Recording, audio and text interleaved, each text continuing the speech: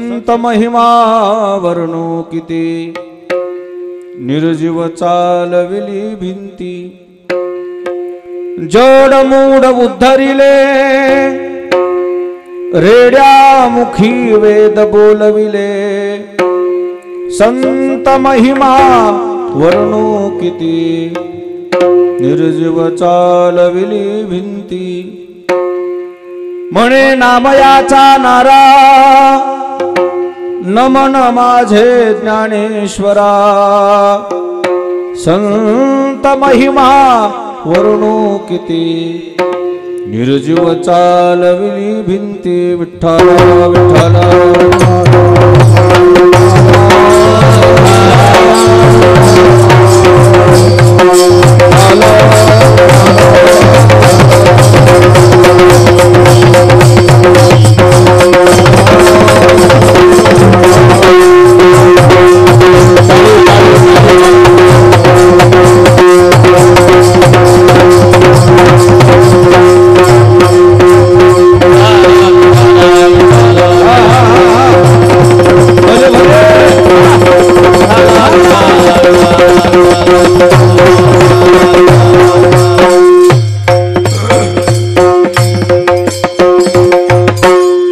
अलंकापुरी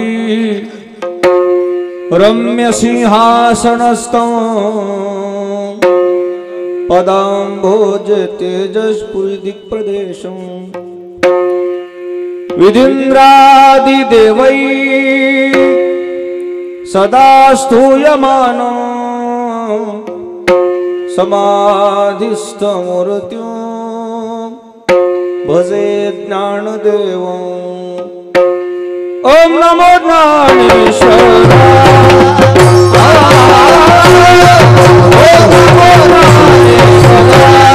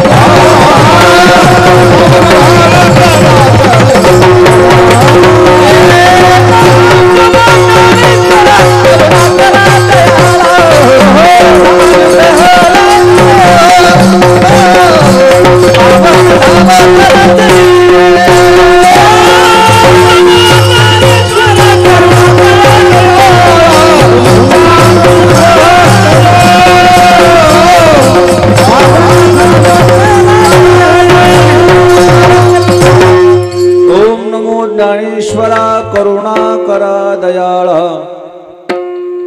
तुमचा अनुग्रह लाधलो पावन झालो चराचरी। भगवान श्री ज्ञानेश्वर महाराजांचा संजीवन समाधी सोहळा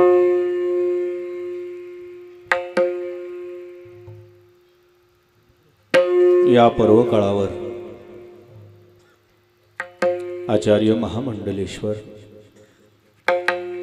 परमपूज्य मनीष चैतन्यजी महाराज यांच्या पावन सानिध्यामध्ये यांच्याच आयोजनाने आयोजित हा अखंड हरिनाम सप्ताह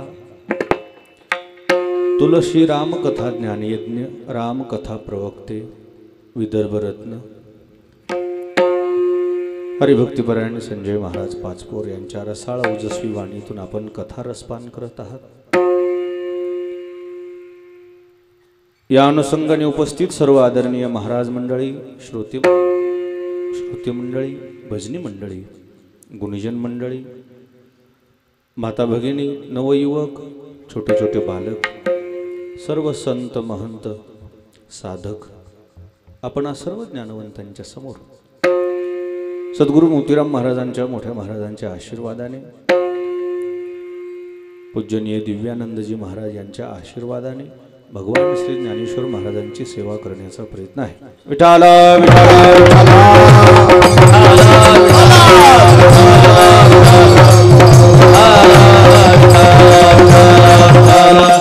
सेवेकरता घेतलेला अभंग संत शिरोमणी नामदेवरायाचे ज्येष्ठ चिरंजीव नारायण महाराजांचा आहे.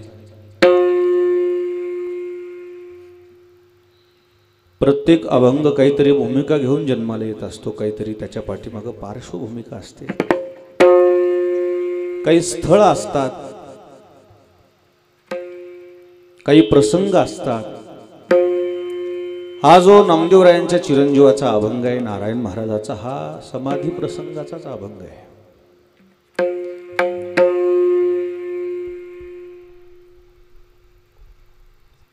नारायण महाराजांच्या मुखातून कसा निघाला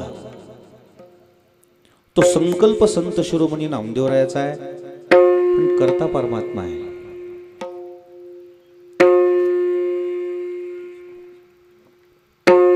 नामदेवरायांनी संकल्प तरी का केला? संकल्प मोठ्याचे मोठे असतात. छोटा माणूस छोटी संकल्प करतो आणि म्हणून छोटाच राहतो. माणसाची ध्येय मोठी असली पाहिजे. संकोचनिकारे झाला ती लहान, हे आपोषण ब्रह्मांडाचे, हे आपोषण ब्रह्मांडाचे. झाला ती लहान, हे आपोषण ब्रह्मांडाचे.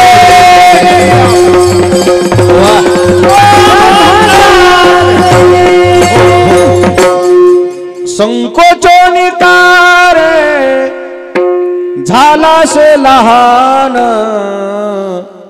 घेई कुठले तालुक्याचे का प्रमाण का गावापुरतच? काय सामर्थ्य आहे मोठ्या लोकांना. ब्रह्मांडाचे मोठी माणसं मोठा विचार करतात. संत शिरोमणी नामदेवरायांनी तर हा मोठा विचार का केला? म्हणून तो म्हणतात मोठ्याच्या संगतीत राहत जाऊ माणसाने. का राहत जाऊ माहिती का? संकल्पना मोठी येते, सुचती. आणि चर्चा सुद्धा छोट्या माणसाची जास्त करत जाऊ नये. चर्चा सुद्धा मोठ्या माणसाची करत जाऊ.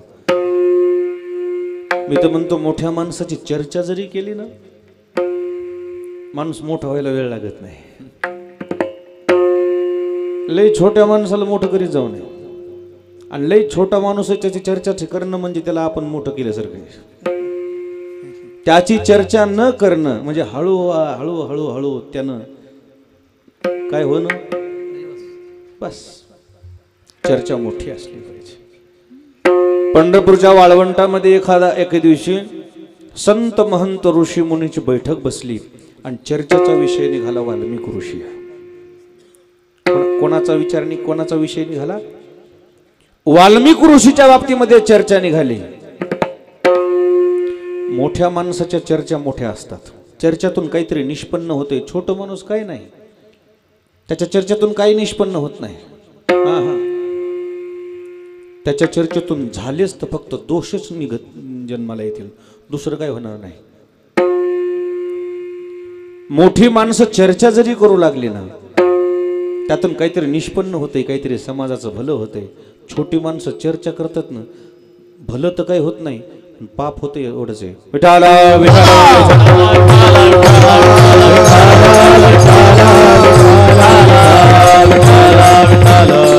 मोठ्या लोकांची चर्चा पॉझिटिव्ह असते आणि छोट्या लोकांची चर्चा निगेटिव्ह असते. मोठ्या लोकांची चर्चा होकारार्थी असते आणि छोट्या लोकांची चर्चा कशी असते? नकारार्थी असते. आपला चांगुलपणा आणि आपला वांगुलपणा हा सिद्ध होतो. एका झाडावर पोपट बसला होता आणि त्याच्या शेजारी कावळा येऊन बसला. खाली एक काठीवाड घोडा बांधला होता एका पाटलाचा. पाटलाचा का म्हणतो म्हणजे पाटलाला बरं वाटते म्हणून, दुसरं बरं वाटते. पाटील म्हणलं तरी कसं तरी असं अंग फुगत आहे, दुसरं काय नाही. काय झाले पाटील म्हणले की पाजूका चहा म्हणते बस, तितकंच. मोठा घोडा बांधलेला. तो पोपट म्हणतो हे कावळ्या. कावळा म्हणतो जी बघ ना घोडा कसा आहे. म्हणजे मोठ्या माणसाचा दृष्टिकोन सांगतो कसा असतो. कावळ्याने ऐकलं ना ऐकल्यासारखं केलं. पुन्हा तो पोपट म्हणतो ए कावळ्या. तो म्हणला जी घोडा बघ ना. चिमटा घेतला तर काय निघल, रक्त निघल. ती कावळा म्हणला बस करा, तुम्हाला त्याचं चांगुलपण वाटत असेल, माझ्या नजरेत नाही म्हणले. कावळ्या ढोपरा कंकरा कितरा राजा हौसा तारा मोतियाचा मोतियाचा मोतियाचा कावळ्या ढोपरा कंकरा कितरा राजा हौसा तारा मोतियाचा राजा हौसा तारा मोतियाचा. कावळा चांगुलपणा पाहतच नाही, ते फक्त कुठं जखम आहे का बघत आहे, फक्त जखम बघत आहे. मोठ्या लोकांचा दृष्टिकोन चांगला, मोठ्या लोकांची विचारधारा चांगली, त्यांची चर्चा चांगली, त्यांच्या चर्चेतून झालंच निष्पन्नच होते. चांगलंच निष्पन्न होतं, वाईट निष्पन्न होतच नाही. वाळवंटात चांगल्या लोकांची चर्चा रंगली, काय खरंच आहे म्हणले. शतकोटी श्लोकामध्ये रामायण लिहिलं वाल्मिकी ऋषीनं, कौतुकाची बाब आहे म्हणले. पूर्वजीवन पाहिलं तर दरोडेखोर, पण त्यांनी कमी कालावधीमध्ये एवढं मोठं चांगलं काम केलं. शतकोटी श्लोकामध्ये रामायण लिहिलं म्हटल्याबरोबर त्या चर्चेमध्ये संत शिरोमणी नामदेवराय सामील होते. नामदेवरायाला ती गोष्ट थोडी खटकलीच. खटकली म्हणजे विरोध म्हणून नाही. मंदिराकडे येता येता संत शिरोमणी नामदेवराय विचार करू लागले, पूर्वजीवन पाहिलं तर दरोडेखोराचं आहे, पण इतक्या कमी कालावधीमध्ये शतकोटी श्लोकामध्ये रामायण लिहू शकतात. मी एवढा रात्रंदिवस भगवान पांडुरंग परमात्म्याच्या जवळ असून सुद्धा मी समाजासाठी काय केले? काहीच केलं नाही. काहीतरी करायला पाहिजे. येताना तिकडूनच संकल्प येईल, शतकोटी तुझे करीन अभंग, 100 कोटी अभंग लिहिला अशी संकल्पना संत शिरोमणी नामदेवरायांनी भगवान पांडुरंग परमात्म्याच्या समोर करणार केली. तेवढ्यात देव म्हणू लागले थांबा थांबा नामदेवराय थांबा. नाही म्हणले आता थांबायचं नाही. संकल्प म्हणजे संकल्प. संकल्प केला संत शिरोमणी नामदेवरायानं आणि भगवान पांडुरंग परमात्मा बेचैन झाले. काय करावं यांना? समजून सांगू म्हणणे एकदा आपण. नामदेवा, ज्यावेळी वाल्मिकी ऋषीनं रामायण लिहिलं त्यावेळी आयुष्य कमी नव्हतं माणसाला, 1,00,000 वर्ष आयुष्य होतं. शक्य झालं. आज तुम्ही 100 कोटी अभंग करायचे म्हणता, पण आयुष्य आहे का तुमच्याकडे तेवढं? आताची आवधी थोडी आहे, आताची आवधी थोडी आहे, आताची आवधी थोडी आहे. त्यावेळी होती आयुष्याची वृद्धी, आताची अवधी थोडी आहे, आताची अवधी थोडी आहे. आयुष्याची वृद्धी, आताची अवधी थोडी आहे, आताची अवधी थोडी आहे.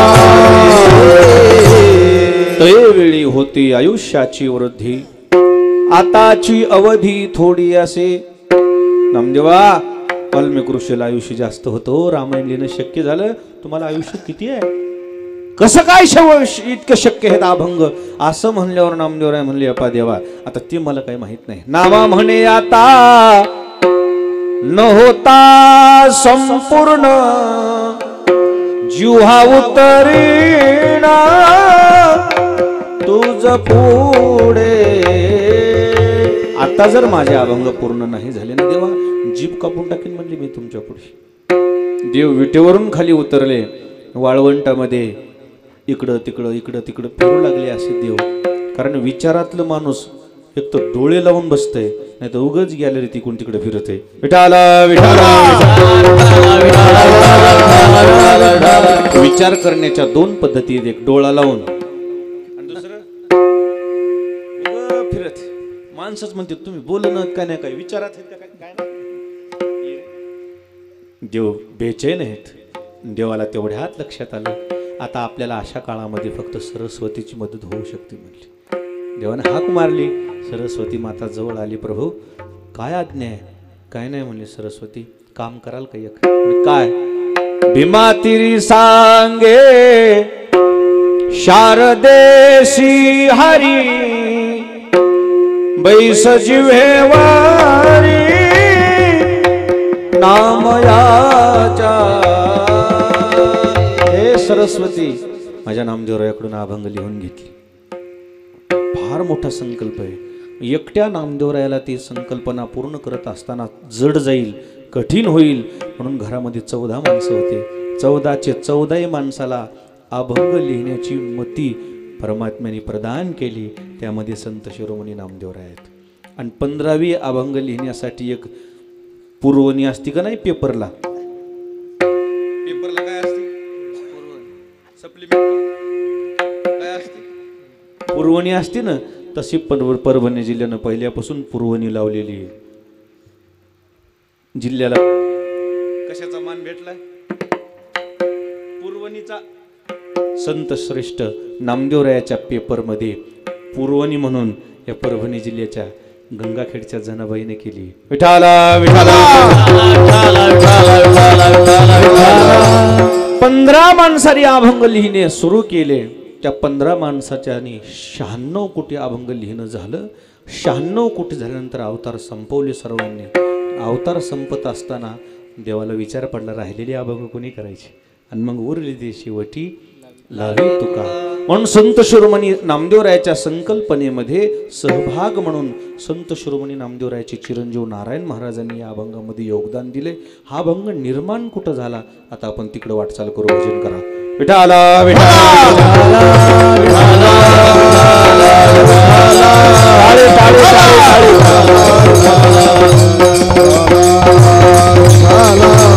हा अभंग निर्माण आळंदीला झाला. रहिवाशी पंढरपूरचे नामदेवराय अभंग कुठे लिहिला? आळंदीला लिहिला. नामदेवरायांनी ज्ञानोबरायाच्या समाधी प्रसंगी 4 मुलं सोबतच नेली होती. सोबतच. लेकरांना संस्कार लावायचे असतील ना, आपल्या सोबतच राहिले पाहिजे लेकर, लांबून नाही.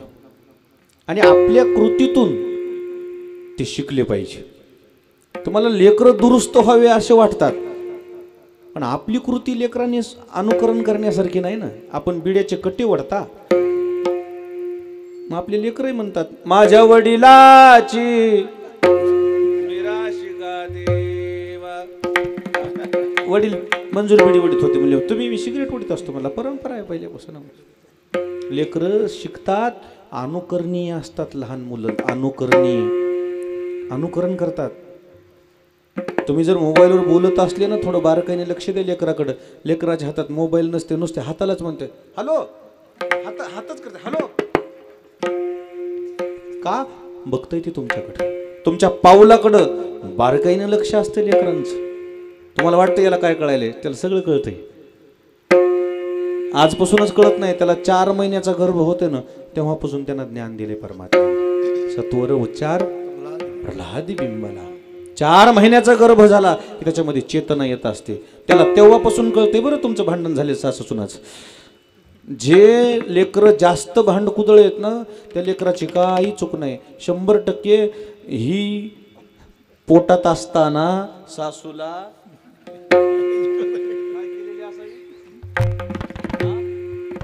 भांडलेली असावी, त्याचा परिणाम आहे. चेतना 4थ्याच महिन्यात येत असते. म्हणून जरा नीट राहत जाऊ, तेवढी होती 7-8 महिने तरी डबकडाच्या पुढे बसत जाऊ नये. तेवढी 7-8 महिने नाही बघितले टीव्ही तर जमत नाही. लांब राहत जाऊ जरा थोडं. संत शिरोमणी नामदेवरायांची 4ही मुलं सोबत घेतली. त्यांना माहित होतं पुढं काय घडणार आहे, कारण ही ठरली होती समाधी आळंदीमध्ये नाही तर ठरली पंढरपुरात. विठाला विठाला. संत शिरोमणी नामदेवराय आणि संत श्रेष्ठ ज्ञानेश्वर महाराज तीर्थयात्रा करून पंढरपुरात आले आणि पंढरपुरामध्ये नामदेवराय ज्ञानोबारायाला भगवान पांडुरंगाने विचारलं, माऊली आता तुमची काही इच्छा राहिली का सांगा बरं मला मन मोकळेपणानं, मी तुमची इच्छा कोणतीही पूर्ण करायला तयार आहे. कराल का म्हणलं देवा.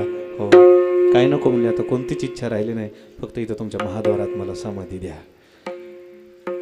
ज्ञानेश्वर महाराजांनी असा शब्द संपवला. भगवंताच्या मुखातून शब्द निघायच्या अगोदर विरोधी पक्षानं जसा भूमिका उचलून धरावं ना, तसं संत शिरोमणी नामदेवराय म्हणले हे जमणार नाही. देव म्हणजे लोकसभेचे सभापती असल्यासारखे गपचिप आपलं तटस्थ चल द्या तुमचं काय चालायचं. नामदेवराय म्हणजे विरोधी पक्षासारखे, ओ देवा काय तुम्ही बोलत कसे नाहीत म्हणे, काय सांगा तर तुम्ही, काय तुमचं आधी कळू द्या मला, काय हे कसं शक्य आहे म्हणे ज्ञानोबारायाने महाद्वारात समाधी घेणं, काय अडचण आहे. मग मी कुठं जाऊ म्हणजे, मी कोणी उभा राहू. ते जर ह्या मतदारसंघातून उभा राहिले तर मी उभा कुठं राहू. आणि कसं शक्य आहे ज्ञानोबारायांनी इथं समाधी घेणं. अगोदर निश्चित आहे, पूर्वी तुझे स्थळ वाहना खाली, पूर्वी तुझे स्थळ वाहना खाली, टाळ टाळ टाळ भले भले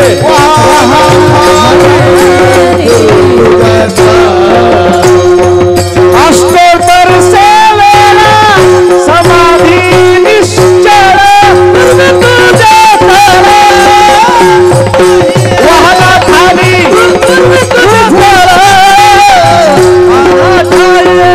अष्टोत्तर सेवेला समाधी निश्चळ,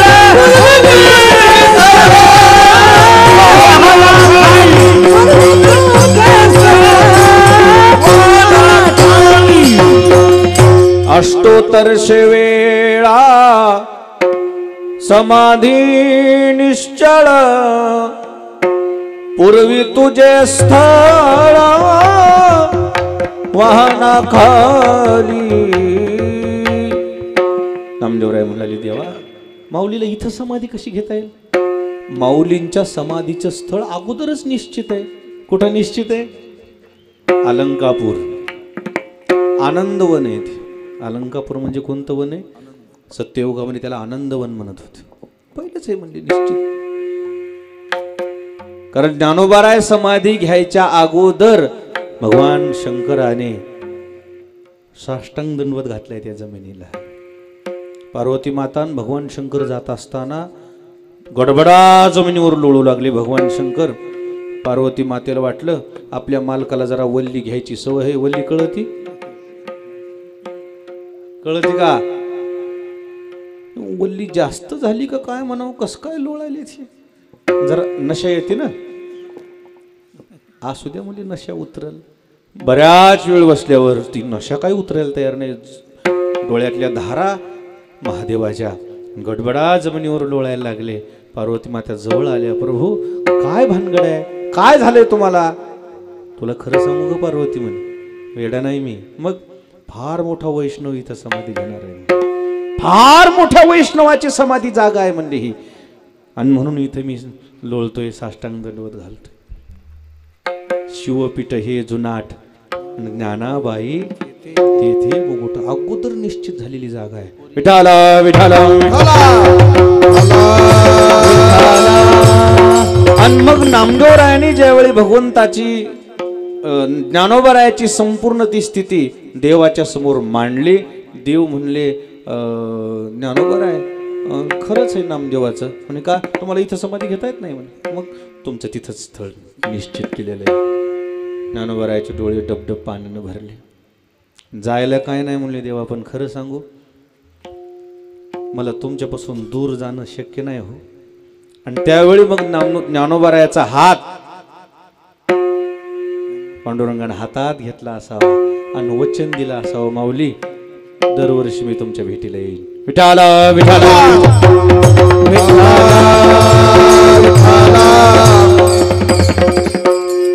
आषाढ शुद्ध कार्तिक शुद्ध एकादशी पंढरी यात्रा होईल सरशी, दुसरी कृष्ण पक्ष निर्धारिशी तुझ दिधली आशे.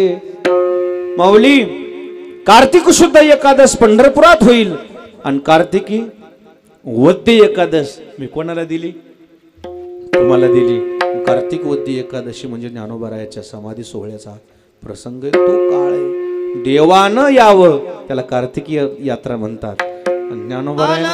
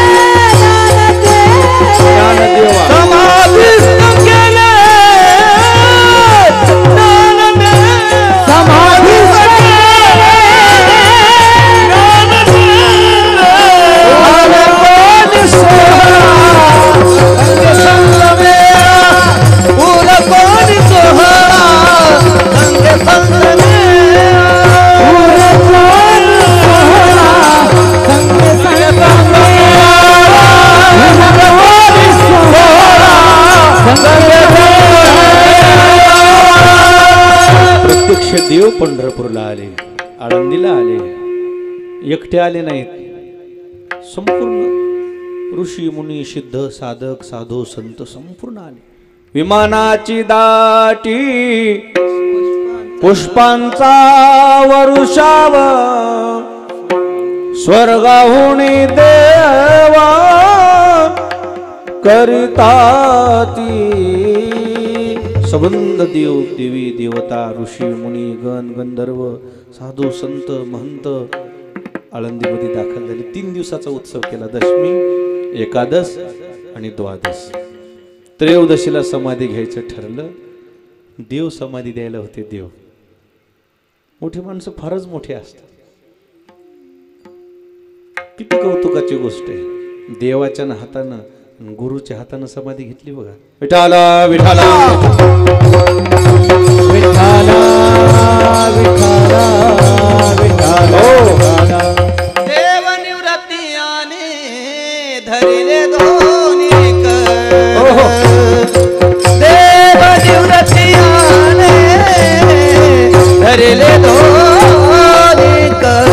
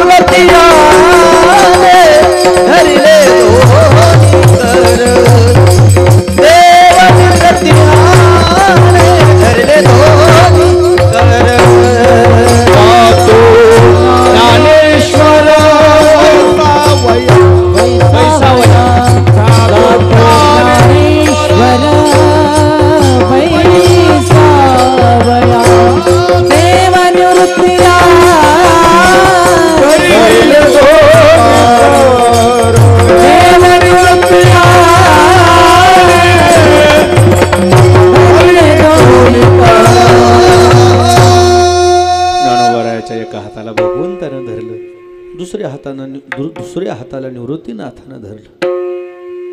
देव निवृत्ती याने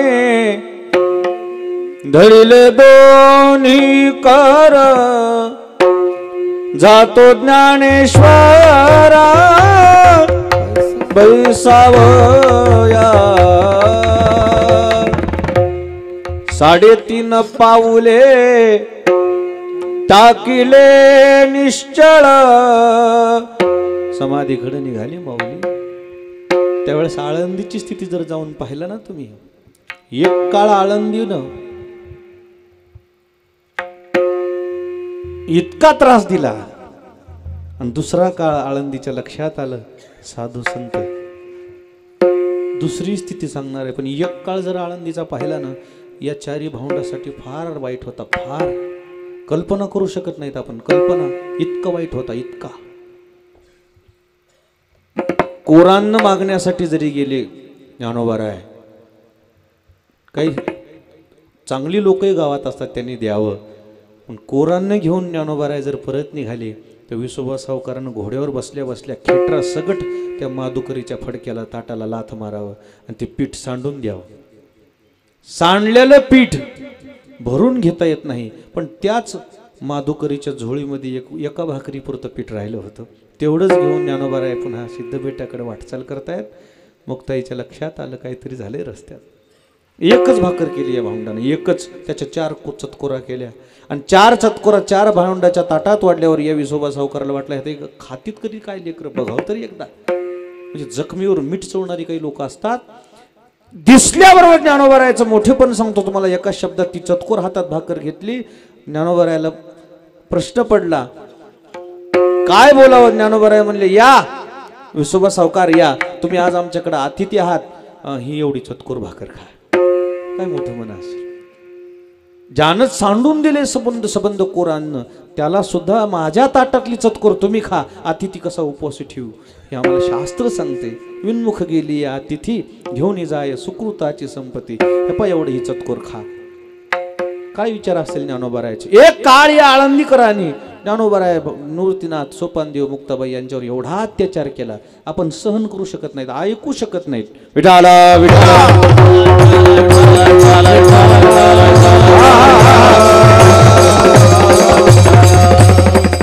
एवढी विचार प्रगल्भता जन्मताची, एवढं ज्ञान सोबत आणलेलं ते ज्ञानोबाराय एके दिवशी आळंदीकरला वैतागून झोपडं लावून बसले होते, दार लावून. वेळ आहेत का मला सांगा बरोबर. नको म्हणले या लोकांचं, मला काही घेणं देणं नाही. योगी पावन मनाचा साहे अपराध जना. मुक्ताईनं समजूत घातली पुन्हा बाहेर बोलली. काम क्रोध मागे सारा, ताटे उघडा ज्ञानेश्वरा. जीभ दातानी चाविली आणि कोणी 32 ताडिली. दादा, लोक आपल्यासोबत असा दुर्व्यवहार करतात, पण आपल्याला त्यांच्याकडे दुर्लक्ष करावं लागणार. आपण त्यांच्यासाठी अवतार घेतलाय. विश्वरागे झाले वणी, संती सुखे व्हावे पाणी. दादा बाहेर या, माझी शपथ आहे तुम्हाला. आणि मग ज्ञानोबाराय बाहेर आले आणि पुन्हा या समाजासाठी कार्य केलं. ज्या समाजाने एकेकाळी त्रास दिला, ज्ञानोबाराय संजीवन समाधी घेणार आहेत असं वार्ता कानावर पडल्याबरोबर त्याच आळंदीकराची अवस्था कशी झाली होती सांगू तुला. विठला पेंडीचा सुटाला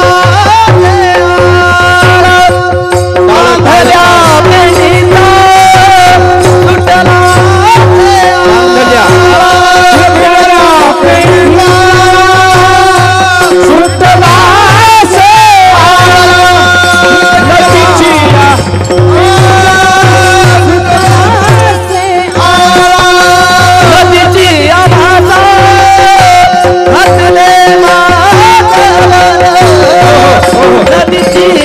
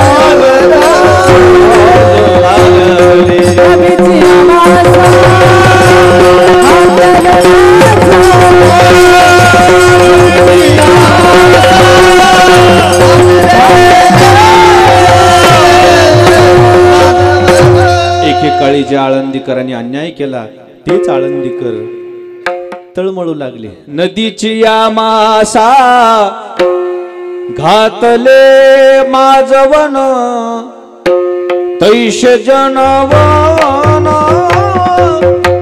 कालवले. आळंदीत कार्तिक वद्य त्रयोदशीच्या दिवशी जेवढे उपस्थित लोक होते त्याचे डोळे असे डबडब पाण्यानं भरले. लहान्या भावंडाच्या कानावर वार्ता आली ज्ञानोबराय संजीवन समाधी घेणार आहेत म्हणल्यावर.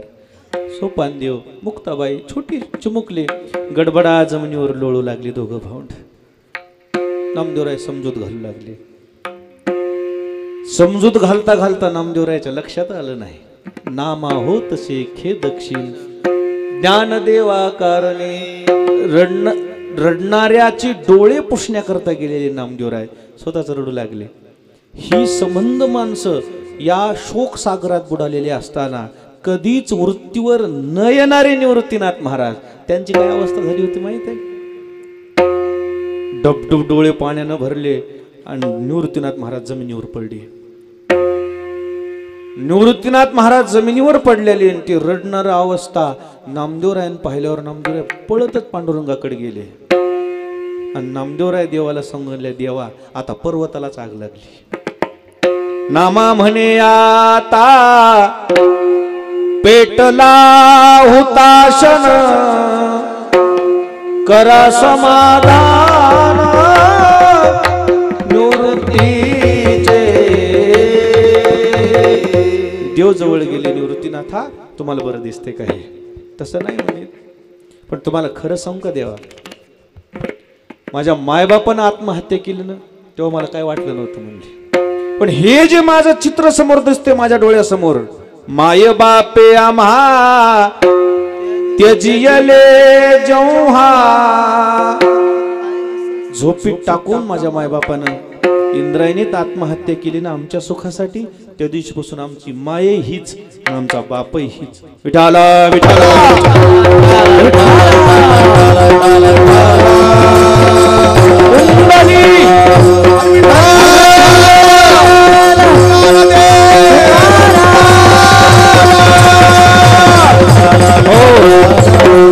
देवानं समजूत घातली. समजूत घालता घालता मी मग अशी मुद्दा सांगितला तुम्हाला. ज्ञानोबराय नामदेवराय मुक्ताईची सोपानदेवाची समजूत घालता घालता नामदेवरायच रडू लागले. निवृत्तीनाथानं यांची समजूत घालावं, निवृत्तीनाथाच्या डोळ्याला धारा लागल्या. असं या सर्वांची समजूत घालता घालता देवालाच अनावर झालं. ते देवाची डोळे ज्या ज्यावेळी पाण्यानं डबडब भरलेले पाहिले, रुक्मिणी माता जवळ आली. प्रभू काय काय सांगू म्हणजे तुला. रुक्मिणी आतापर्यंत बरेच भक्त पाहिले मी, पण असा योगी पुन्हा मी माझ्या नजरेला. देव म्हणते रुक्मिणी टाळ टाळ टाळ हाती एक योगी देखे नयने. देव म्हणते रुक्मिणी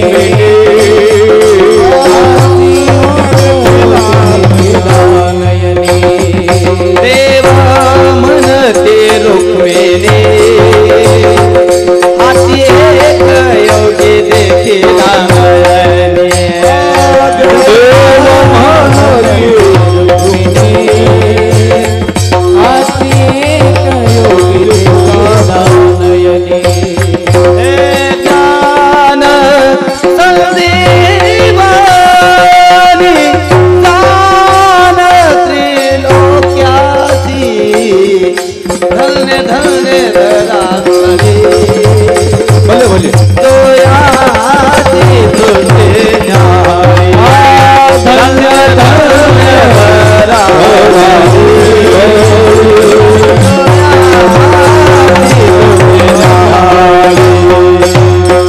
देव म्हणती रुक्मिणी हाची एक योगी देखिला नयनी, हेची ज्ञान संजीवनी जान त्रैलोक्याचे.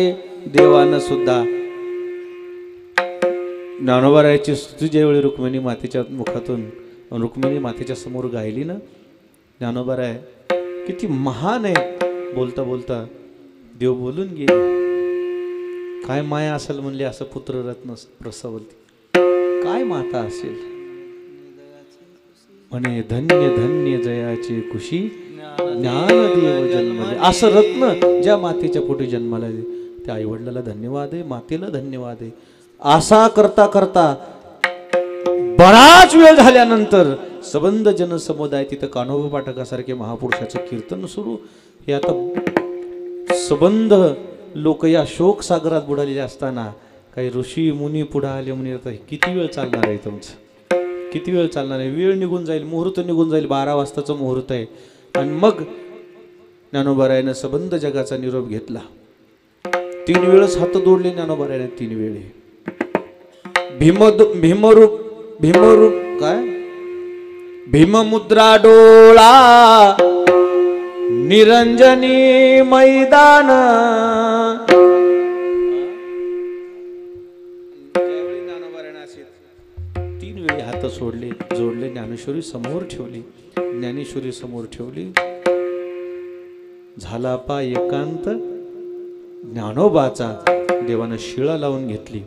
शिळा लावून घेत असताना त्या आळंदीकराची ती स्थिती होती. सबंध आळंदी त्या दुःखाच्या सागरामध्ये तुडुंब भरलेली. वारकरी संप्रदायाचा बीज मंत्र जपणारा वारकरी संप्रदाय, रामकृष्ण हरीचा जयघोष करणारा वारकरी संप्रदाय, अचानक त्या मंत्रामध्ये बदल झाला. रामकृष्ण हरी म्हणता म्हणता त्या आळंदीमध्ये मंत्र उच्चार सुरू झाला. ज्ञानेश्वरा ज्ञानेश्वरा ओम नमो श्री ज्ञानेश्वरा ज्ञानेश्वरा ज्ञानेश्वरा ओम नमो श्री ज्ञानेश्वरा. म्हणता का सगळे ज्ञानेश्वरा ज्ञानेश्वरा ओम नमो श्री ज्ञानेश्वरा. म्हणा म्हणा सगळ्या म्हणा ज्ञानेश्वरा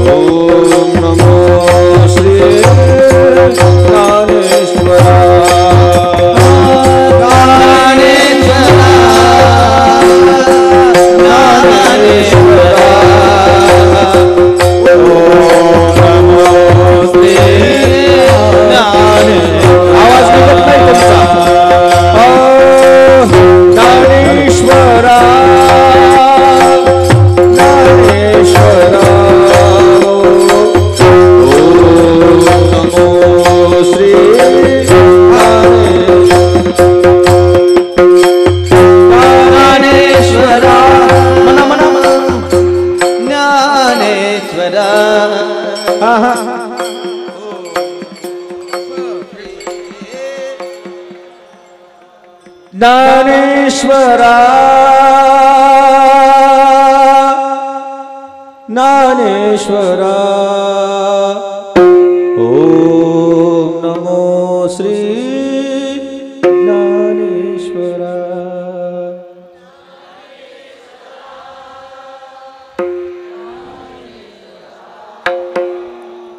ओम नमो श्री.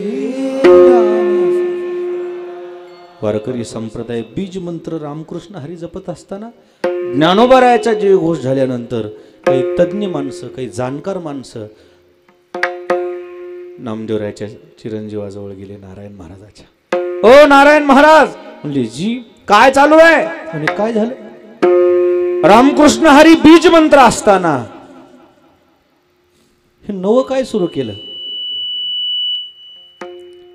ज्ञानोबारायाच्या नावाचा जयघोष कसा कसा म्हणल्यानंतर नामदेवराय समजून सांगितले काय गैर आहे म्हणले. त्यात काय गैर म्हणजे जे नामस्मरणामध्ये भगवंताच्या सामर्थ्य आहे तेच ज्ञानोबारायाच्या नामस्मरणात काय काय आहे असं म्हणल्यानंतर ज्ञानोबरायाचं नामस्मरण किती महान आहे, काय सामर्थ्य संपन्न आहे, समाजाला समजावं म्हणून नारायण महाराजांना त्या नामाची महती प्रगट केली अभंगाच्या पहिल्या चरणात.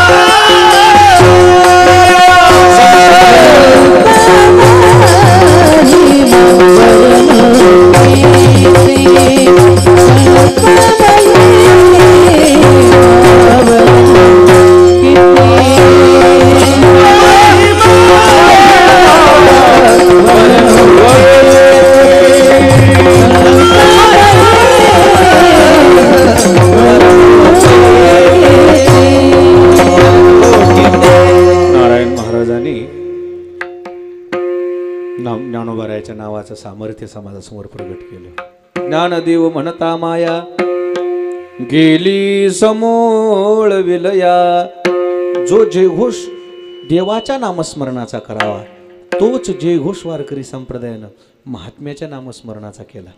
आजही दिंडी निघाली, जयघोष दुसरा कोणताच नाही. कोणता जयघोष? ज्ञानोबा तुकाराम जयघोष नाही. का इतकी ताकद आहे का? हो. काय ताकद आहे? देवाच्या नामस्मरणामध्ये जे सामर्थ्य आहे तेच नामस्मरणामध्ये माऊलींच्या सामर्थ्य आहे. काय सामर्थ्य? ज्ञानदेव म्हणता माया गेली समोळ विलया, माया विलया जाण्यासाठी ज्ञानोबरायाचं नामस्मरण कामी येते.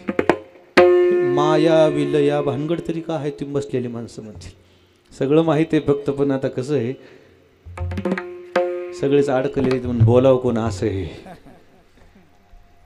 आपण संबंध जेवढी बसलेली माणसं आहोत स्वामीजींचं सोडून, तुम्ही बी सोडून बाबा सगळे नाही तर ते तुमच्याकडे बी होईल. हे तुम्ही साधक लोक आहेत, हे संत म्हणते तुम्ही सोडून, आम्ही म्हणजे कोणत्या पसाऱ्यातले माणसं आहेत? माया जाळ, माया जाळ, दुनिया माया जाळ. विठाला विठाला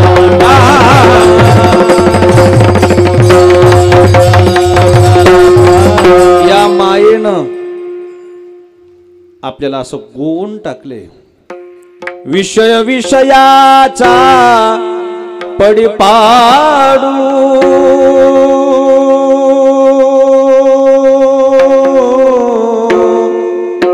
गोड परमार्थ लागे कडू, कडू विषय तो गोडू, जीवाशी झाला या मानवाला.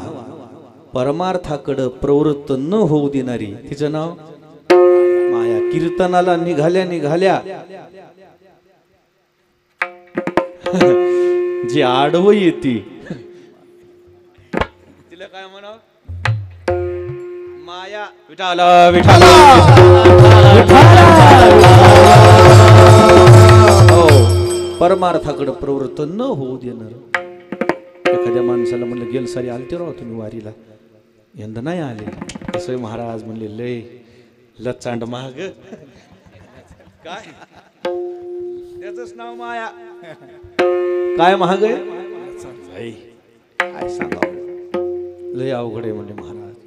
मी म्हणून तक काढलाय म्हणलं, माझ्या जागी जर दुसरा असता त्यानं काय केलं असतं. लय अवघड आहे. त्याला माया अशी आहे, त्यानं सगळ्या लोकायला की नाही बांधूनच टाकलेले. लय अवघड आहे तिचा खेळ.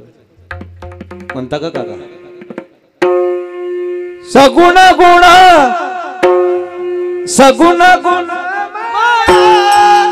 आणि कोलाटीन केलाया, कोल्हाटी सगुण गुण माया आणि कोलाटीन केलाया, सगुण गुण माया आणि कोलाटीन केलाया, सगुण गुण माया आणि कोलाटीन केलाया. प्रपंचाचा रोहिला वेळ, ब्रह्म विष्णू सवशून्याचा मांडीला खेळ, सवशून्याचा मांडीला खेळ, ब्रह्म विष्णूचा देवा, दंडीन पाय, सगुण गुण माया आणि कोलाटीन केलाया, सगुण गुण माया आणि कोलाटीन केलाया, सगुण गुण माया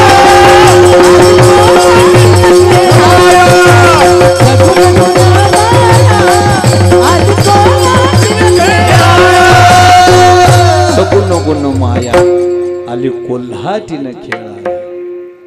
प्रपंचाचा रोवेला वेळो, सव शून्याचा मांडीला खेळू, ब्रह्मादिक लागतील पाया. माणसं म्हणतात फक्त काय सांगावं महाराज, लय आवडत हे. काय झालं मग, लय मायात मयाचा पसारा, लय मयाचा पसारा म्हणली. माया अशी आहे, जे सत्य आहे त्याच्याकडे दुर्लक्ष करायला लावते, जे असत्य आहे त्याचं सत्य दर्शन करून देते, त्याला माया म्हणतात. विठाला विठाला विठाला. मायेची पॅकिंग चांगली आहे. आणि आता समाज जमाना कशावर चाललेला आहे, पॅकिंगच. मध्ये भुसा का भरणं आहे ना, पण मध्ये का बाहेर का आहे. म्हणून मी हे महाराज लोकांना म्हणत असतो, कपडे चांगले घालीचा. जमाना कोणता आहे आता, गैराचे कपडे घालायचे नाही, ज्याला कपडे नाहीत त्यानं मला माग कपडे घाल, घरात घाल जाऊ नका. तर ना भाग्यवंत नटे हरी कीर्तनाथ, हरे कीर्तनाथ, हरे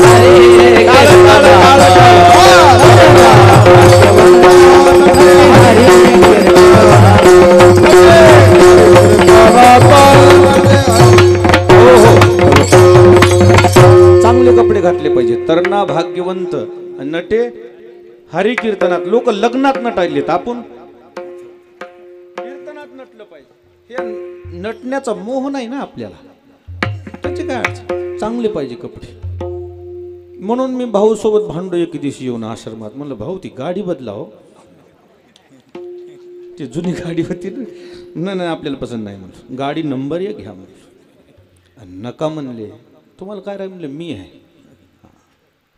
काय अडचण येऊ लागली तर तुम्ही हाक मारा म्हणलं एकदा. असं नका राहावं. महामंडलेश्वर पद आपल्या जिल्ह्याला मिळाले आणि ती डबकाड गाडी.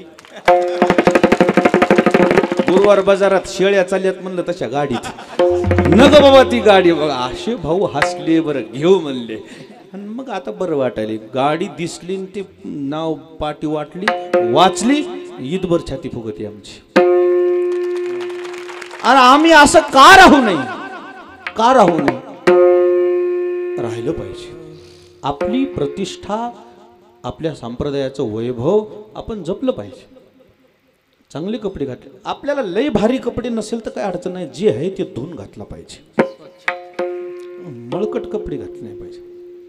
काही काही लोकांचा समज असते लय मळके कपडे घालणं ते हे लय म्हणजे साधुत्व, त्याच्या विरोधात आहे आपण. एक जण म्हणला तुमचं न्यारच काम आहे हो आमचं असंच आहे म्हणलं तुला कसं करायचं. एक जण मला म्हणला महाराज इतकं चांगलं अंगड काय करायचं मी म्हणलं वगन लाव गाडीच तुला देखो ना वगन लाव म्हणे. अरे आम्हाला हे ह्याची हे नाही रे ही जमाना आहे असा. आज जर अंगड काढून घेतलं तर मी उघडाच जाईन घरापासून त्याचं बी काही नाही विषय. जमाना आहे जमान्यामध्ये जर तुम्हाला व्यवस्थित जर प्रबोधन करायचं असेल तुम्हाला हे वस्त्र सुद्धा चांगले असले पाहिजे. दीक्षा जरी घेतलेली असेल माझं व्यक्तिगत मत आहे दीक्षा जरी घेतली असेल तर व्यवस्थित राहिलं पाहिजे. नाही म्हणले दीक्षा घेतली दीक्षा ते मग ते कपडे चांगलेच पाहिजे. समजून सांगितलं काय काय महाराज लोक आमच्यात बिले राहतात ना साधू है हम साधू असलं तर मुद्दाम काय काय असे फाटके कपडे ते दाढी करायचे नाही काय नाही. आंघोळ केलं नाही एकदनाचं लय दिवस झाले 10 दिवस आंघोळ केलं नाही असा चाल म्हणाय आले असा गुरटो असा मी कीर्तन हो महाराजाला विचारा आमच्या संतच माणूस असा पद्मावतीहून नेलं म्हणताना रात्री 2ला भाऊ खरं सांगायला इमानदार ना तुमच्या आश्रमात. मी म्हणलं हे काय आहे आंघोळ नाही 9 दिवस काही खाल्लं नाही. लोक मुद्दाम म्हणले काय खाल्लं नाही 10 दिवस झाले आणि आम्हाला खाऊ घालणं आणि त्याला म्हणायचं काय खाऊ खात नाही. आणि चाल म्हणाय गेले की बारीक शेळीवणी आवाज आले म्हणलं का चाल म्हणा हा 10 दिवस काय खाल्लं नाही गणपतीचं उपाशीच. एका मंत्र्याच्या घरी गेलो भाऊ आम्ही जेवायला. मंत्र्याच्या घरी गेल्यावर म्हणला मला चटणी भाकरच असली तर खातो. मंत्री चटणी भाकर कुठून आणली भाऊ असा राग आला असं म्हणलं आता काय करा रे भाऊ म्हणलं. ती माझ्याकडे बघणं पण मी बघितलं जरा डोळ्यानं दाबल्यावर दबते बघणं ना माझ्याकडं. ती मंत्र्याची बायको मेस चालू होती खाली मेसवर गेली आणि त्या मेसवालीच्या पाया पडली म्हणली शिळी भाकर आणि चटणी हे का देतो या पाया पडते. ती मेसवाली म्हणली तू ह्या घरी इतकं जळता जळण तुला शिळी भाकर. एक महाराज आलाय म्हणली काही खात नाही म्हणते नुसतं भाकर आणि पुन्हा ती बी गरम जमत नाही म्हणायला म्हणजे. असा पद्मावतीवर नेला माऊली एक दिवशी 2 वाजता कोणीच नव्हतं मग लग्न नव्हतं तेव्हा. असं धरलं जे कुचलं म्हणतात भाकर नाही आता काही खातो म्हणलं फक्त मला जिवंत सोडा म्हणलं तू असाय मरणार असेल तसं म्हणणं आप घालायलाच म्हणलं. गाडीत बसलं तर आंघोळ करीन का नाही. माझं व्यक्तिगत मत आहे तुम्ही चांगलं राहिलं पाहिजे वेळच्या वेळेला जेवण केलं पाहिजे. अन्नमय प्राण आहे उगाच हे खात नाही ते खात नाही व्यवस्थित जेवलं पाहिजे. काय अडचण आहे आहार सात्विक न घ्यायला काय अडचण आहे मला सांगा बरं आपल्याला. शिविता सात्विक आहाराशी शुद्ध सात्विकता येत्याशी प्रेम वाढे ग्रासोग्राशी शुद्ध अन्नाचा हा महिमा. आता भाकर केलती स्वामीजी घरी मला जेवायला केलं तर घरी स्वामी काकाला विचारा काकाला सुद्धा आमच्या घरचे सगळे लोक म्हणले महाराज जेवून जाणार आहेत. मी तुमचा मला फोन आल्यावर मी मनातल्या मनात म्हणलो अरे भाकरी तर रोजच तर आपल्याला घरचे आहेत पण हे सात्विक अन्न मिळाले स्वामीच्या आश्रमातलं आमच्या ताईच्या हातचं मी का खाऊ नये. सात्विक आहारानं बुद्धी सत्वशील होत असते म्हणून मी इथं येऊन 3 चपात्या खाल्ल्या. आहारही चांगला असला पाहिजे आणि सगळे कपडे पण चांगले असले पाहिजे. विठाला विठाला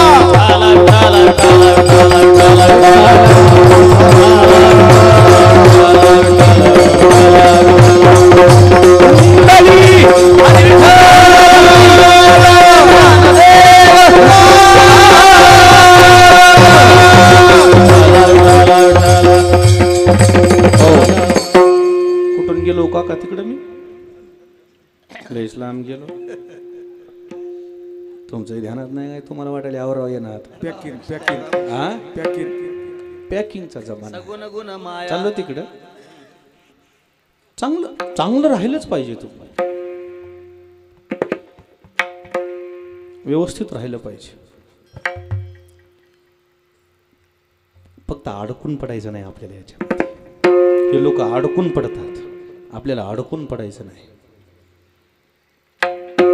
मायेचा स्वभावच आहे.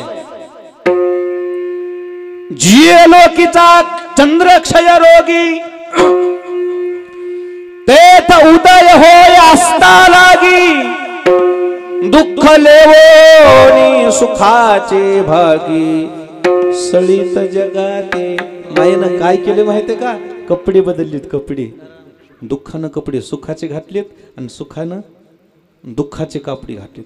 परमार्थाची पॅकिंग चांगली नाही, पण मध्ये गेल्यावर माल ओरिजिनल आहे, वैष्णवाचा माल खरा. आणि तुरा परमार्थाची संसाराची पॅकिंग चांगली आहे. हळदीला गेले की वाटते आता ब्रह्मदेव मीच आहे का काय? हळदीला गेल्या नवरदेव कुठे आहेत? काय झालं बोलो. असं येतोय असं कुठं बी नवरदेव नवरदेव नवरदेव. एकदा घोड्यावर बसला मंगल अष्टका म्हणतवळी का नाही, सगळे लक्ष देत असते. मस्त पोरग नंबर 1 आहे, पगार 60,000 आहे. बर नंबर 1 म्हणे. एकदा मंगल अष्टका झाल्या आणि सगळे टाळ्या वाजवित. फसलं फसलं. टाळ्या वाजवायचं कारण दुसरं काय नाही भाऊ. ते मंगल अष्टकाचा फसलं फसलं. त्याला लगन होस तरच वाटतंय नंबर 1 काम आहे. उगाच उशीर केला 2 वर्ष. एकदा झालं इकडं, एकदा ब्रेक लागलं म्हणतात. कुठं चालला? हिला म्हणतात माया. कोणाला विचारून निघाले घराच्या बाहेर. कीर्तन होता अच्युत महाराज आणि फाचूत महाराज म्हणले घरी. तिला काय म्हणते? ही माया परमार्थाला आड येणारी आहे. पण या आड येणाऱ्या मायेवर सुद्धा जर आपल्याला ताबा मिळवायचा असेल, इतरत्र काही करण्यापेक्षा माझ्या संत शिरोमणी नामदेवरायाच्या चिरंजीवाने सांगितले, बाकी काही करू नका. ज्ञानदेव म्हणता माया गेली समूळ विलया विठोबा.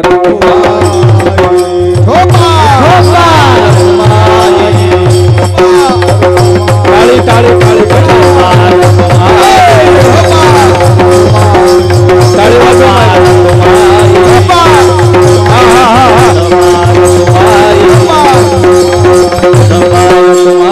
संत महिमा वर्णो किती, निर्जीव चालविली भिंती. जड मूड उद्धरिले, रेड्या मुखी वेद बोलविले. ज्या ज्ञानोबरायाच्या नावात एवढं सामर्थ्य, नारायण महाराज म्हणले मी त्यांच्या पुढे नतमस्तक आहे. म्हणे नाम याचा नारा नमन माझे ज्ञानेश्वरा. अशा ज्ञानोबराया पुढे नतमस्तक आहे. पण आज कौतुकाची गोष्ट आहे, आज आपल्याला भाऊमुळे ज्ञानोबरायाचं मंदिर, ज्ञानोबरायाच्या दर्शनाला यायला मिळते. येता जाता माणूस हात जोडते, पाया पडते, नमस्कार करते. संताला नमस्कार केलं पाहिजे. देवा संत वृंद नमस्कारी जे, घडे तरी पूजी जे. हे वाचोनी केवी निंदी जे. स्वयं वाचा पाया पडत जाव, माऊलीच्या पाया पडत जाव, दर्शन घेत जाव, हात जोडत जाव. राहिलं काही तर जवळ येऊन काय करत जाव, चलता चलता हात जोडत जाव. भाऊने एवढी आपल्याला संधी प्राप्त करून दिली. आणि म्हणून या सोहळ्यामध्ये गेल्या सालपासून मला संधी मिळते आहे. पुढच्या वर्षी तर माझी इच्छा आहे ज्ञानोबरायाच्या समाधी सोहळ्याच्या दिवशीच कीर्तन करावं संध्याकाळी. भाऊ मी तिकून येतो ना, आता मी पक्क येवर तारीख.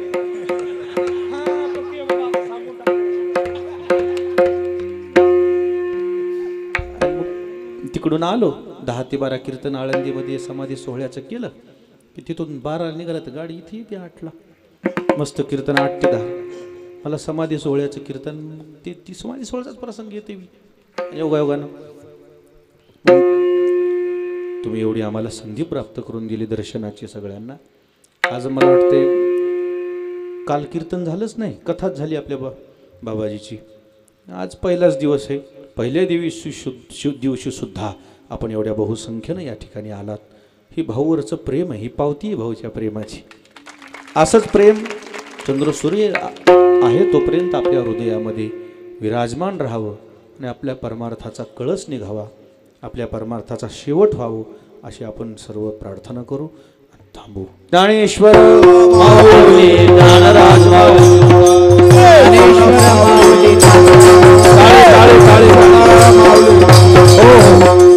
मना भले बो एकंतात मला पटकून मने नाम याचा नारा, मने नाम याचा नारा,